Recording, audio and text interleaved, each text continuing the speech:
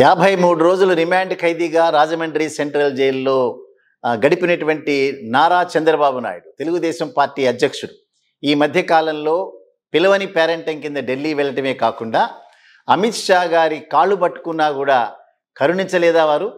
ఏదైతే పొత్తుకు సంబంధించి తెలుగుదేశానికి సంబంధించినటువంటి మీడియా అనివార్య పరిస్థితుల్లో మాత్రమే భారతీయ జనతా పార్టీతో పొత్తుకు తెలుగుదేశం ఒప్పుకుంటోందని చెప్పి ఏదైతే బీరాలు పలికినారో ఇవన్నీ కూడా ఎప్పటి నుంచో వారికి అలవాటైనటువంటి అవాస్తవాల్ని ప్రచారం చేసేటటువంటి భాగంలో చేసిన కార్యక్రమంగానే దాన్ని మనం భావించాలా?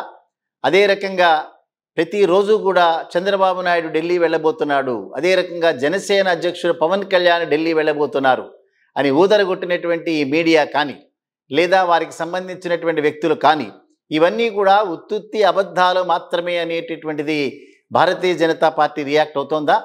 భారతీయ జనతా పార్టీకి సంబంధించినటువంటి ప్రముఖ నాయకుడు రాజ్నాథ్ సింగ్ 2 రోజులు ఆంధ్రప్రదేశ్ పర్యటనలో కూడా పొత్తుల మీద నోరిప్పనేటువంటి వ్యక్తి, పొత్తుల్లో భాగంగా బీజేపీ జనసేన టీడీపీ అంతా కూడా పొత్తుల్లో భాగంగానే ఉంటారనేటటువంటి అవాస్తవ ప్రచారానికి బీజేపీ అగ్రనాయకత్వం తెరదించబోతోందా? జరిగేటటువంటి పరిణామాలు చూస్తే భారతీయ జనతా పార్టీ టీడీపీ జనసేన కూటమికి దూరంగా పొత్తుల విషయంలో జరుగుతోందనేటటువంటి ఆలోచన ఏదైతే ఉందో అది స్పష్టంగా ఒక రూపుదిద్దుకోవటం అనేటటువంటిది ఇవాళ జరుగుతున్నటువంటి పరిణామంగా మనం దాన్ని భావించాలి. వివరాల్లో కనుక మనం వెళ్తే భారతీయ జనతా పార్టీకి సంబంధించినటువంటి ఒక ప్రముఖ సమావేశం రేపు 2, 3 తేదీల్లో విజయవాడలో జరుగుతున్నటువంటి సందర్భంలో అగ్రనాయకత్వం ఢిల్లీ నుంచి కనీసం ఒక 2-3 నాయకులు అటెండ్ అవుతున్నటువంటి నేపథ్యంలో 2 రోజుల కిందటిని భారతీయ జనతా పార్టీకి సంబంధించినటువంటి సమావేశాలతో పాటుగా నరేంద్ర మోడీ పార్టిసిపేట్ చేసినటువంటి నాయకుల పార్లమెంటు సభ్యుల ఎన్నిక కార్యక్రమం కూడా 29వ తేదీన జరిగినటువంటి ఈ సందర్భంలో రేపు రాబోయేటటువంటి రోజుల్లో పొత్తు మీద ఒక కీలకమైనటువంటి ప్రకటన చేసే అవకాశం ఉంది. అదే రకంగా గడిచినటువంటి చాలా కాలంగా టీడీపీకి సంబంధించినటువంటి నాయకత్వం కమ్మ సామాజిక వర్గం చేతిలో ఉంది, వైసీపీకి సంబంధించినటువంటి నాయకత్వం రెడ్డి సామాజిక వర్గం చేతిలో ఉంది. అందుకని అత్యధిక సంఖ్యంగా 22-24% ఉండేటటువంటి కాపులకు సంబంధించిన వ్యక్తిని మాత్రమే మనం ముఖ్యమంత్రిగా చేస్తే ప్రయోజనం ఉంటుందనేటటువంటి ప్రయోగం ఏదైతే ఉందో గడిచినటువంటి 4 సంవత్సరాల కాలంలో భారతీయ జనతా పార్టీ చేస్తూ వచ్చింది. దాని ఫలితంగానే కన్నా లక్ష్మీనారాయణ వైసీపీ పార్టీలోకి జాయిన్ అవ్వటానికి ఉద్యుక్తుడైనటువంటి సందర్భంలో వారిని హాస్పిటల్లో చేరినట్టుగా నటింపజేసి వారిని భారతీయ జనతా పార్టీ అధ్యక్షులుగా చేసిన సంఘటన ఇప్పటికి కూడా ఎవరు కూడా మర్చిపోలేదు. కొంతకాలం తర్వాత వారికి ఇక్కడ ఏ రకమైన ప్రయోజనం లేదు అనుకుని తెలుగుదేశం పార్టీలో జాయిన్ అయిన తర్వాత వారిని తప్పించి సోము వీర్రాజు గారిని అధ్యక్షులుగా చేసి మరొక కాపు వర్గానికి సంబంధించినటువంటి నాయకుడిని, అది కూడా భారతీయ జనతా పార్టీలో అసలైన సిసలైనటువంటి బీజేపీ నాయకుడిగా ఉన్న ఒక కాపు వర్గానికి సంబంధించిన నాయకుడిని అధ్యక్షుని చేశారు.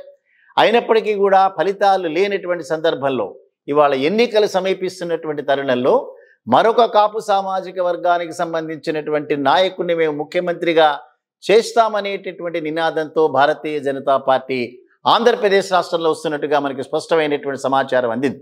తెలంగాణ రాష్ట్రంలో బీసీ వర్గానికి సంబంధించినటువంటి వ్యక్తిని ముఖ్యమంత్రి చేయబోతున్నాం అనేటటువంటి నినాదం సత్ఫలితాలు ఇచ్చినటువంటి నేపథ్యంలో దాదాపుగా 8 నియోజకవర్గాల్లో ఎమ్మెల్యేలుగా గెలవటం, 18 నియోజకవర్గాల్లో 2వ స్థానం రావటం, ఇవన్నీ కూడా చాలా ఉత్తేజపరిచిన సందర్భంలో ఆంధ్రప్రదేశ్ రాష్ట్రంలో కులాల పట్ల చాలా విపరీతమైనటువంటి రాజకీయం జరుగుతున్నటువంటి నేపథ్యంలో తప్పనిసరిగా కాపు వర్గానికి సంబంధించిన నాయకుడిని ముఖ్యమంత్రిగా చేసేటటువంటి నినాదం ఫలితాలను ఇస్తుందని చెప్పి భారతీయ జనతా పార్టీ నమ్మినటువంటి సందర్భంలో రాబోయేటటువంటి 2 రోజుల్లో చాలా కీలకమైనటువంటి పరిణామాలు ఆంధ్రప్రదేశ్ రాష్ట్రంలో జరిగేటటువంటి అవకాశాలు ఉన్నాయి.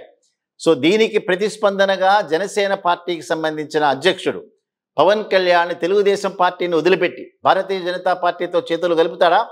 ఇప్పటిదాకా కూడా నేను ఎన్డీఏలో సభ్యుణ్ణి, నరేంద్ర మోడీ గారికి దగ్గరగా ఉన్నటువంటి వ్యక్తిని, అమిత్ షా గారికి నడ్డా గారికి ఎప్పుడు పడితే అప్పుడు నాతో చర్చలు చేసేటటువంటి ఒక వ్యక్తిత్వం కలిగినటువంటి వ్యక్తిని, అదే రకంగా కేంద్ర ఇంటెలిజెన్స్ ఏజెన్సీ నరేంద్ర మోడీ గారితో ఏమైనా షేర్ చేసుకుంటారేమో తెలియదు కానీ నడ్డా గారితో చేసుకుంటారేమో తెలియదు కానీ నాతో నిరంతరం చర్చలు జరిపేటటువంటి ఇంటెలిజెన్స్ ఏజెన్సీ అని ప్రగల్భాలు పలికేటటువంటి జనసేన పార్టీ అధ్యక్షుడు తెలుగుదేశం పార్టీని వదిలిపెట్టి భారతీయ జనతా పార్టీతో చేతులు కలుపుతాడా, లేదా మరొక కాపు నాయకుడు ఉద్భవించి తప్పనిసరిగా కాపు వర్గానికి సంబంధించిన ఓట్లన్నీ కూడా రాబట్టుకునేటటువంటి ప్రాసెస్లో భారతీయ జనతా పార్టీ బలోపేతం అవుతుందా? అల్టిమేట్గా వీటి వల్ల జరిగేటటువంటి ప్రయోజనం ఏమిటి?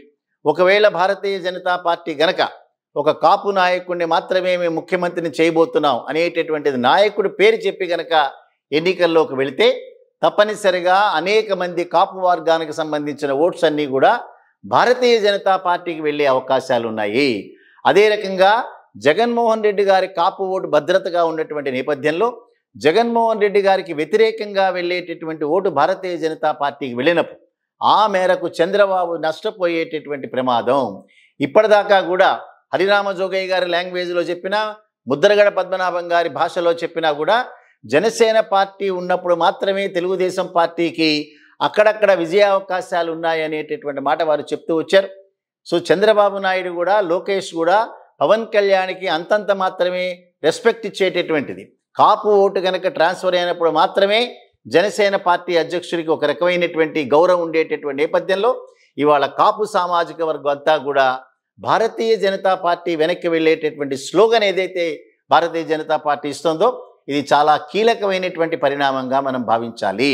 ఇప్పటిదాకా జనసేన టీడీపీతో పాటు భారతీయ జనతా పార్టీ కూడా పొత్తులో ఉంటుంది అనేటటువంటి ఆ రకమైన ప్రకటన నేపథ్యంలో ఎప్పుడైతే భారతీయ జనతా పార్టీని పక్కన పెట్టి టీడీపీ జనసేన వారి యొక్క అభ్యర్థుల వివరాలని 118 కాన్స్టిట్యున్సీస్లో డిక్లేర్ చేశారో అప్పటి నుండే వాళ్ళ మధ్యలో ఉండేటటువంటి లుకలుకలు చాలా స్పష్టంగా కనిపించినాయి. వారికి తెలుసు భారతీయ జనతా పార్టీ వారితో కలిసి రాకపోవచ్చు అన్నది.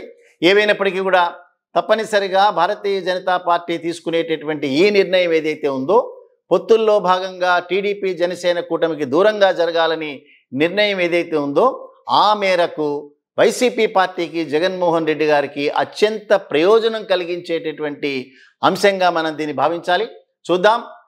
ఆంధ్రప్రదేశ్లో ఎప్పటి నుండో కాపుకు సంబంధించినటువంటి అనేక మంది వర్గాలకి ప్రజలందరూ కూడా మాకు సంబంధించినటువంటి వ్యక్తి ముఖ్యమంత్రి కావాలనేటటువంటి కోరిక ఏదైతే వెలుబుచ్చుతూ వస్తున్నారో కొంతమేరకు ఆ ఓటంతా బీజేపీకి ట్రాన్స్ఫర్ అయ్యేటటువంటి అవకాశం ఉన్న నేపథ్యంలో రాబోయేటటువంటి పరిస్థితులన్నీ చాలా నిశ్చితంగా గమనిద్దాం. ఎప్పటికప్పుడు జరిగేటటువంటి పరిణామాలన్నీ కూడా మీ దృష్టిలోకి తీసుకొస్తాం. సో రాబోయేటటువంటి రోజుల్లో భారతీయ జనతా పార్టీ ఒక జాతీయ పార్టీగా ఆంధ్రప్రదేశ్ రాష్ట్రంలో వారికి ఏ విధమైనటువంటి స్టేక్స్ అండ్ క్లెయిమ్స్ లేకపోయినా కూడా మేమే అధికారంలోకి రాబోతున్నాం అనేటటువంటి ప్రగల్భాలు పలికేటటువంటి ఆ పార్టీకి సంబంధించిన ఫ్యూచర్ ఏదైతే ఉందో జరిగేటటువంటి పరిణామాలన్నీ మీకు రిపోర్ట్ చేస్తాం. చూద్దాం. తెలుగుదేశం పార్టీ ఇప్పటికే వైసీపీకి సంబంధించిన టికెట్లు రానటువంటి వ్యక్తులు, అదే రకంగా టీడీపీలో టికెట్లు రానటువంటి వ్యక్తులు అనేక మంది ఇంపార్టెంట్ నాయకులందరూ కూడా దాదాపు 45 నుంచి 55 మంది భారతీయ జనతా పార్టీతో టచ్లో ఉన్నారనేటటువంటి వార్త ఏదైతే ఉందో అది బీజేపీని ఎంకరేజ్ చేసేటటువంటి అంశం. ఇప్పటికే కాపు రామచంద్రారెడ్డి లాంటి వాళ్ళు భారతీయ జనతా పార్టీ వ్యక్తుల్ని కలిసినట్టుగా మన దగ్గరికి స్పష్టమైనటువంటి సమాచారం వచ్చింది. సో ఈ నేపథ్యంలో టికెట్లు రానటువంటి ఆశావాహులు ఎవరైతే ఉన్నారో వారందరూ కూడా బీజేపీలో చేరి ఆ మార్గంలో 175 కాన్స్టిట్యున్సీలో కంటెస్ట్ చేయటమే కాకుండా కొత్తగా చేసేటటువంటి ప్రయోగం కాపు వర్గానికి సంబంధించిన నాయకుడిని మేము ముఖ్యమంత్రిని చేస్తాం అనేటటువంటి మాట ఏదైతే స్లోగన్తో ఎన్నికల రణరంగంలోకి భారతీయ జనతా పార్టీ దూకుతుందో రాబోయే రోజులు ఇవన్నీ కూడా చాలా కీలకమైనటువంటి ప్రకటనలుగాను కీలకమైనటువంటి పరిణామాలుగాను భావించి ఎప్పటికప్పుడు జరిగేటువంటి సంఘటనలు మీ దృష్టిలోకి తీసుకొస్తాం.